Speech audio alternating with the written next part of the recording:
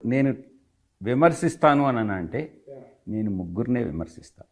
ఒకటి చంద్రబాబు నాయుడు, 2 లోకేష్, 3 రామోజీరావు. ఎందుకు పవన్ కళ్యాణ్ లేదు? పవన్ కళ్యాణ్ అనేటటువంటి వ్యక్తి అతను చీఫ్ మినిస్టీరియల్ క్యాండిడేట్ కాదు. అవసరాన్ని బట్టి పవన్ కళ్యాణ్ని కూడా విమర్శించడం జరుగుతుంది. బట్ టార్గెట్ ప్రభుత్వంలో మనమున్నామా, ప్రభుత్వంలో వాళ్ళు ఉన్నారా అని నాకు అర్థం కాల. కనిపిస్తా ఉన్న రేషన్ బియ్యం అని చెప్పి అడుగుతా ఉన్నా నేను. 1978లో ఆయన రాజకీయాల్లోకి వచ్చినప్పుడు ఆయన ఆస్తి 2 ఎకరాలు. ఇవాళ ఆయన ఆస్తి 2 లక్షల కోట్లు ఎక్కడి నుంచి వచ్చిందని అడుగుతా ఉన్నా.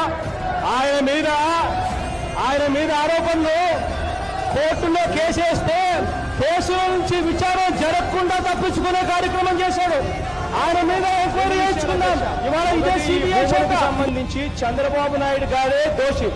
ఇన్సైడర్ ట్రేడింగ్ అనేది పెద్ద క్రైమ్. ఇన్సైడర్ ట్రేడింగ్ కిందికి ఇదంతా వస్తుంది.